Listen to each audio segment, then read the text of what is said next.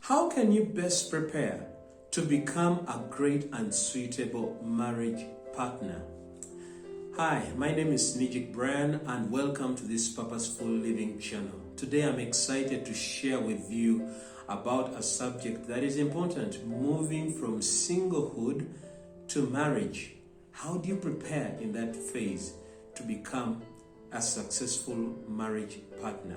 Now, in the previous video, Is Singlehood a Curse? I shared with you about how to best maximize the phase of singlehood to enable you become a better, fruitful, useful, and influential adult as you keep on getting older. So if you haven't watched that video, please click on the icon on your screen and it will lead you to that video where you'll be able to understand a bit more on what you need to be doing in that singlehood phase to help you become a better person. However, in this video, we are going to focus on those in the singlehood phase that would like to get married at some point in time. What do you do in this phase that will help you become or have better chances at becoming the suitable marriage partner and have a lasting marriage relationship? The kind of person that will make a very good wife or a very good husband, a very good mother or a very good father. Now I'll delve right into the things that you need to do as a single person in this season to prepare you well for that. One, acknowledge who you are and know your worth. That is very, very important. Again, about knowing your worth, I talked more about this in the video that I've asked you to go and watch. And I talked about this under the first C, connect with self. It helps you to know your worth. It helps you to know why you're here on earth. And it helps you to know what direction are you taking in life. You'll be able to know so much about that in that video. Now here I need to mention this, that usually the kind of person you end up dating with marriage in sight indicates how valuable you consider yourself to be. What do I mean by this? If you consider yourself to be of a low class, it's going to be difficult for you to accept to date a high class person unless you have other ulterior motives. Usually there is a fear that comes in that person is a class apart. No. They are going to take advantage of me, or I cannot match up. They cannot even accept me. I am very poor and all that stuff. You give all those reasons and you will not date them. Or if you look at yourself as a very religious person and you value religion, you are not going to date a non-religious person. Or if you've started dating them, at least it won't go on for long. You'll end up cutting short that relationship. Why?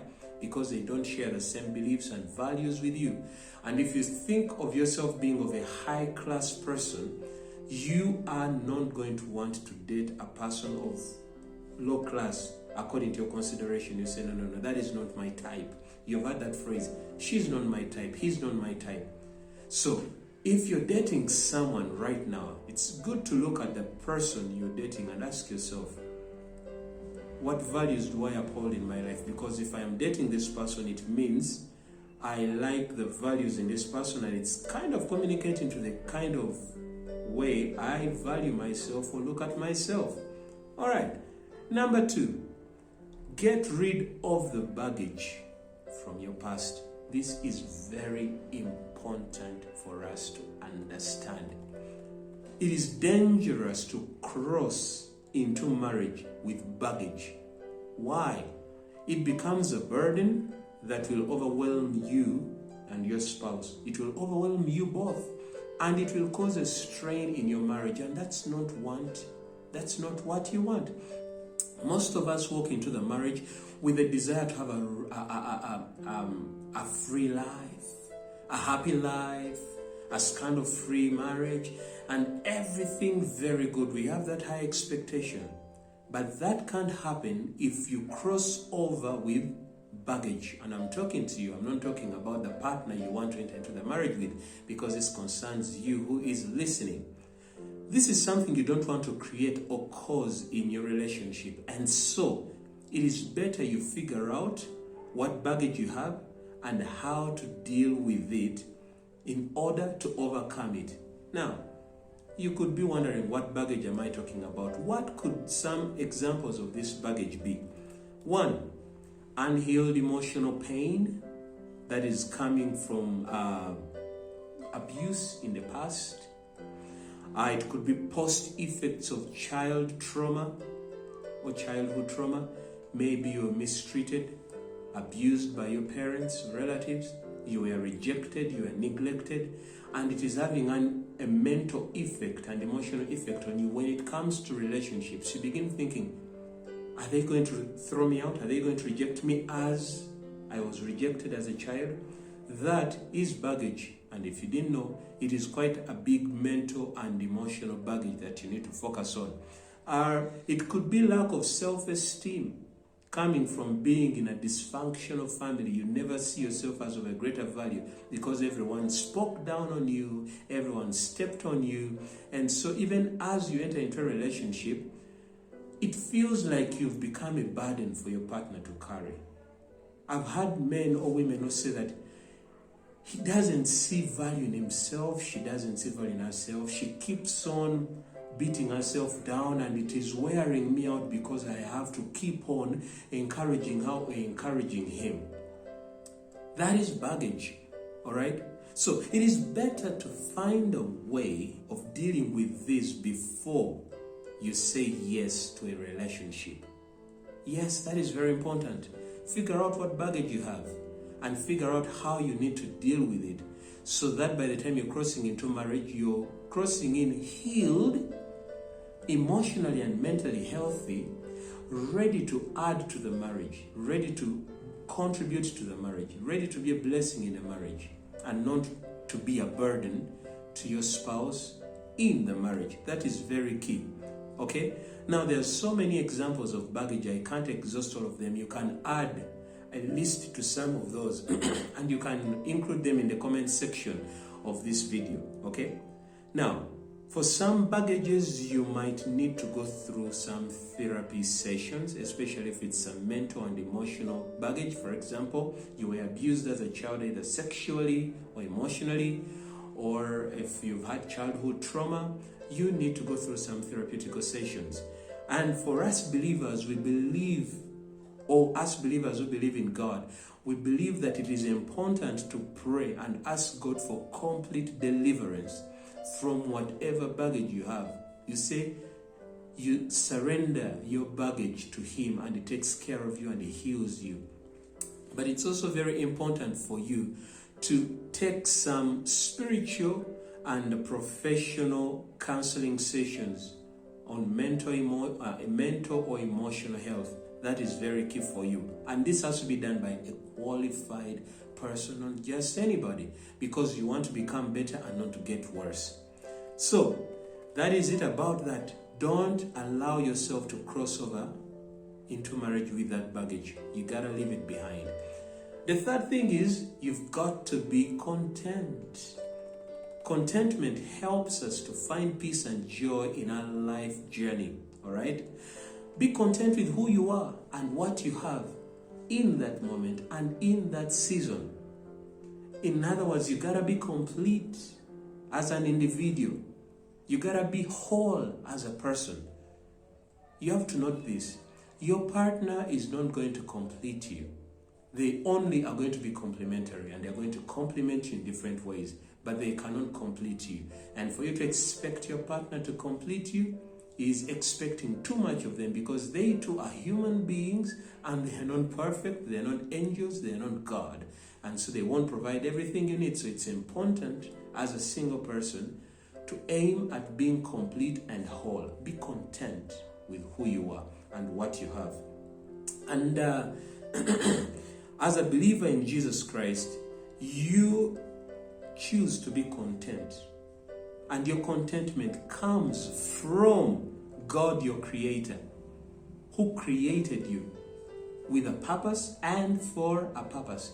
And even if you're not a believer in Jesus Christ, you need to know that someone created you. Someone brought you into existence. And He has a purpose for you, and He has a purpose for you and a purpose with you, if I may put it that way. So you need to pay attention to who you are and be content with who you are. Okay? It will never come from, that contentment will never come from another person. It will never come from a family member. It will never come from having a lot of money or having a lot of wealth. It has to come from God who created you. And when you choose yourself to be content, it is a personal journey that you take where you choose to be content.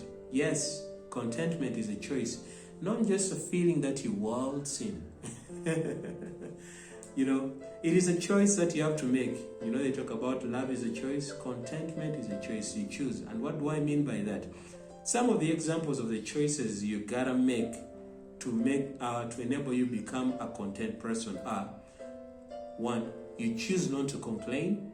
Yes, it's a choice. You choose not to complain. You choose to have a thankful heart and a thankful spirit. Rather than looking at the negative, you choose to be positive all the time. Choose to enjoy your everyday life. Every day has its own challenges. It has its ups and downs. But choose to enjoy your everyday life. Love on yourself. Love on you, who you are and what you have. If you can't learn as a single person to love yourself, it's going to become very difficult for you to love another person. Actually, you struggle a lot in marriage in loving your spouse because you're looking at them through certain lenses.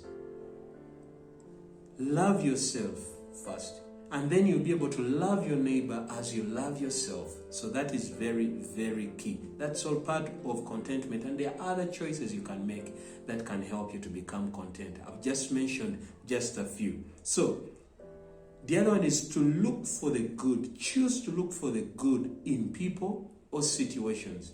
Have an attitude of always expecting the best, an attitude of gratitude. That will help you to become content. When you walk into marriage, there are challenges that come. Number 1, you are a man, she is a woman. Different sexes. Your upbringing is different from the person you want to get married to. Their upbringing and your upbringing are totally different. All right? You have varying values and you have different perspectives through which you see life. So there's going to be friction. There's going to be a lot of struggles here and there. But to get through them, you need to see the best in every moment and in every situation, and the best in the other person. Without that, it's going to be a struggle. Number 4, date with purpose. You don't just go on casual dating. You gotta date with purpose. Why do you wanna date? Yes, you're dating for marriage. What do you need to look out for? I have a video that I'll record on dating with purpose, so I'm not going to delve into the details of that. But when that video is recorded and it's out, you're going to be able to watch it and know how to date with purpose. All right? Some people enter into dating relationships and they get messed up because they didn't go in with purpose. They come out worse than they went in. They get messed up emotionally, they get messed up mentally, and they get messed up spiritually. Some enter into the relationship and come back doubting themselves with a low self-esteem, and that brings a whole load of new baggage to deal with. So it's important to date with purpose. So, what do I mean by dating with purpose? Wait for that video and you'll be able to know the details of what that exactly means. Number 5, take some time to learn what it means to be a wife or a husband. Like I said in the beginning, you are to become a successful marriage partner, a successful wife or a successful husband, a successful father or a successful mother. It doesn't just happen by accident. You don't just drop into it and say, yep, I am successful. Yeah, I'm a very good wife. I'm a very good husband. No, you gotta work for it. You've got to prepare for it. And what is the best time to prepare? In the singlehood phase. The best time to prepare for this is not in marriage. In marriage, you are already in school, learning and practicing and doing damage control and different things. The best learning is during your singlehood phase. What does it mean to be a wife? What are the responsibilities of a woman? Emotional, physical, mental. When I am a husband, what does that mean to me? What does that mean to a woman? What is my role as a husband? What is my role as a wife? What is my role as a father? What is my role as a mother? The best time to learn those things is before you walk into the marriage relationship, and that is in this singlehood phase that you need to look at. Now, I have to tell you that studying about marriage doesn't necessarily make you an instant expert at it. Until you enter into the marriage relationship and experience it, that's when you can start growing, and probably later on you can consider yourself being an expert when you've succeeded. So the studying is to help you get basic knowledge, have a basic idea of what it is about marriage that will help you decide as to whether you're ready to get married or not, as to whether you should wait a bit or you should enter into it now. Now, I also have to mention this. You can never be fully ready for marriage. You just need the basics. Understand them. Then walk into the marriage. The rest of the lessons, you're going to learn them in the marriage, on the job, in the field. That is very important. Now, these are the only points I've mentioned. There are so many other points that you can add. If there is a point I haven't mentioned that you think is important in preparing for marriage in a singlehood phase, you can add to it in the comments section of this video, and I will make sure to get to it, and we can chat there in the comment section. So, the other thing I want to mention, if this video has blessed you so much, it's important that you give it a thumbs up by clicking on that thumbs up button. And please do not hesitate to share it with someone else that you feel might need it. Don't keep the information to yourself. Share it with another person. Share the link of this video with them. Let them watch it themselves so that they can also be blessed. And if you are watching this video and you've not yet subscribed to this channel, I encourage you to click on the subscribe button and the bell icon so that you can be able to get notifications whenever I bring up or upload new videos. So that is very key and important. So thank you very much. I hope you've learned something very beautiful. And until next time, cheers.